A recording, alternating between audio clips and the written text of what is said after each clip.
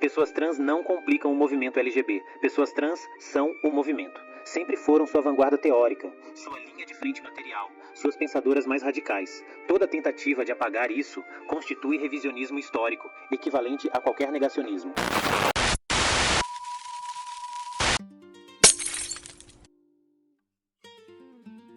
Sabe qual é a maneira mais eficiente de enfraquecer um movimento? Fazer com que os vetores dispersem sua força em diferentes direções.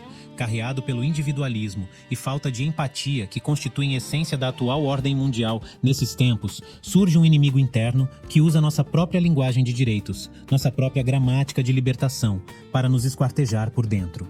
Vou falar sobre a LGB Alliance e o projeto político de separação do T, demonstrando 3 coisas. Primeiro, como essa operação replica exatamente as tecnologias de genocídio político mais antigas da história. Segundo, como a narrativa histórica que sustenta essa separação é falsificação deliberada. Terceiro, por que a questão significa todos nós perdermos tudo? Existe um padrão que se repete em cada movimento social que fracassou historicamente. África do Sul, anos 50, o Congresso Nacional Africano luta contra o Apartheid e surge uma facção argumentando que, se removessem indianos e mestiços do movimento, os brancos os levariam mais a sério. O movimento se fragmenta. O Apartheid persiste por mais 40 anos. Estados Unidos, 1869.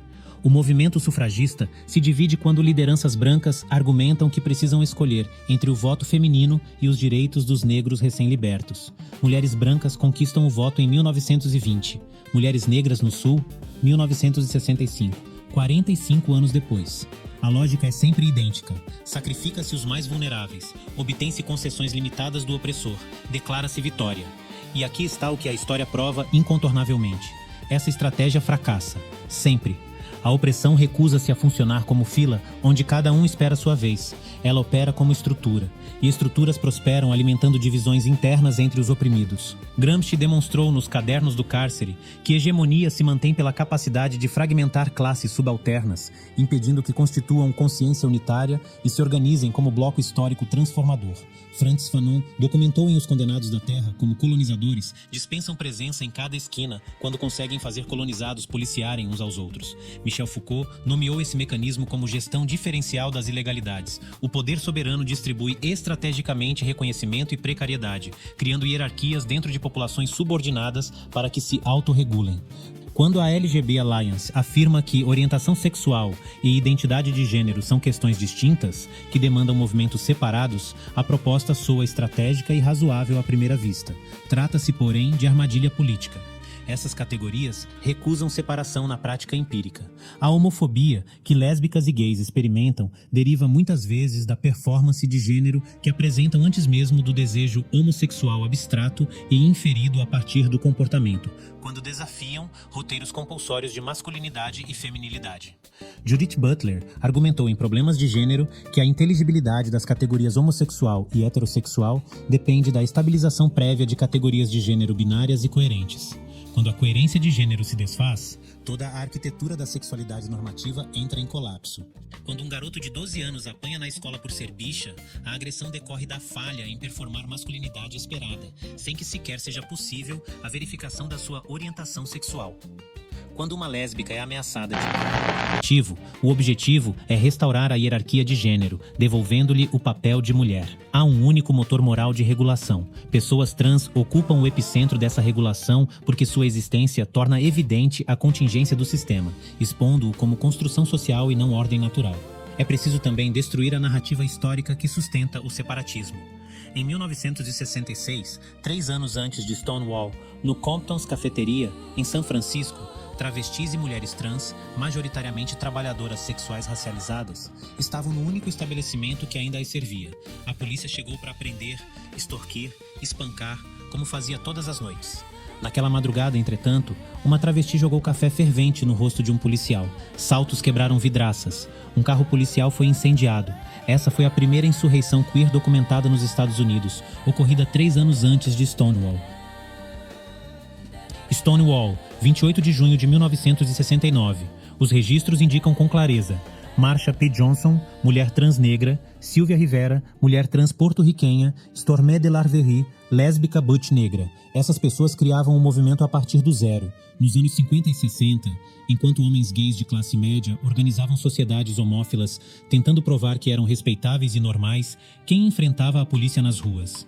Quem sustentava redes de apoio para jovens expulsos? Quem desenvolvia análises políticas conectando Estado, medicina e violência? Foram as pessoas trans, especialmente as mais pobres, racializadas, visíveis. E sabe o que o movimento gay mainstream fez quando começou a ganhar respeitabilidade nos anos 70? Expulsou Sylvia Rivera e Marsha Johnson das paradas do orgulho.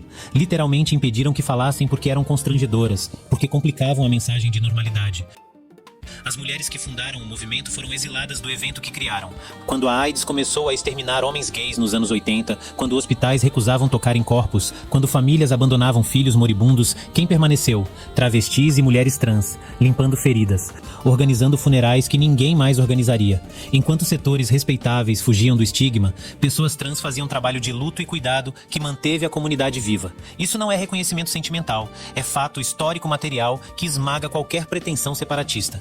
Pessoas trans não complicam o movimento LGB. Pessoas trans são o movimento. Sempre foram sua vanguarda teórica, sua linha de frente material, suas pensadoras mais radicais. Toda tentativa de apagar isso constitui revisionismo histórico, equivalente a qualquer negacionismo. Mas isso não é apenas sobre justiça histórica, é sobre compreender mecânicas de poder operando agora. No Brasil, uma travesti tem expectativa de vida de 35 anos. Isso não é tragédia randômica, é necropolítica, conceito de Achille Mbembe, que descreve o poder soberano que decide quem pode viver e quem deve morrer. Pessoas trans, especialmente pobres e racializadas, foram marcadas para a morte sistemática. Taxas de assassinato exponenciais, desemprego acima de 90%, negação de saúde, educação, moradia, encarceramento massivo com violência sexual institucionalizada. Isso não é opressão paralela à homofobia. É a mesma máquina operando em máxima intensidade. Quando organizações LGB propõem separação, a mensagem material resultante é clara. Deixem que elas absorvam toda a violência enquanto negociamos nossa própria subsistência. Lisa Dugan analisou esse movimento como homonormatividade, uma política de assimilação que evita confrontar a heteronormatividade, buscando antes um lugar dentro dela para um segmento palatável, os mais brancos, ricos, cisgênero. Jasbir Puar teoriza processo afim ao apontar o homonacionalismo, a incorporação de certos sujeitos homossexuais a projetos nacionais à custa da exclusão de corpos trans, especialmente racializados. Sistemas de dominação recusam negociação em boa-fé com suas vítimas. Jean Spade evidenciou que legislação antitrans tende a expandir-se para regular outras dissidências de gênero. Cada lei que restringe a transição de menores costuma converter-se em censura à educação sexual. Cada proibição de acesso a banheiros transforma-se em policiamento da apresentação de gênero.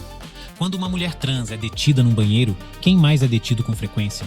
Lésbicas com aparência masculinizada, mulheres cujo corpo foge ao padrão, qualquer pessoa que falhe no teste visual de feminilidade. A regulação opera como sistema único. Observe-se o padrão global. Hungria, Polônia, Brasil bolsonarista, Estados republicanos dos Estados Unidos, Reino Unido.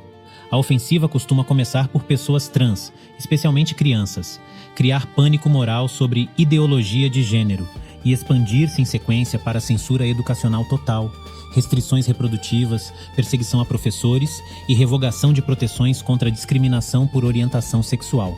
Trata-se da lógica schmittiana de construir um inimigo interno que legitima o estado de exceção. Pessoas trans são esse inimigo fabricado e organizações separatistas legitimam essa marcação. Gayatri Spivak advertiu sobre o essencialismo estratégico. Mobilizar identidades essencializadas para ganhos imediatos solidifica fronteiras e produz novas exclusões e violência epistêmica. A separação LGBT engendra sujeitos subalternos que perdem voz e cujas exclusões sustentam a legitimidade dos demais. Atacam-se corpos trans com instrumentos que regulam toda a dissidência, polícia de gênero, estado punitivo, necropolítica. Qualquer vitória que exija o sacrifício dos mais vulneráveis constitui colaboração com um genocídio parcelado. A LGB Alliance oferece menos proteção, mais entrega. Cada indivíduo que reproduz seus argumentos participa, diretamente ou através de cumplicidade, de um processo de extermínio coletivo. Nossa história foi construída coletivamente por sujeitos que compreenderam que libertação recusa assimilação individual, exige transformação radical das estruturas que definem quem merece viver e quem pode ser descartado. A memória seletiva é cumplicidade. A lealdade deve ser com aqueles que sempre estiveram na linha de frente, com quem ensinou resistência, com quem pagou cada centímetro do território conquistado. A escolha diante de nós é nítida: resistência unificada ou neutralização por fragmentação.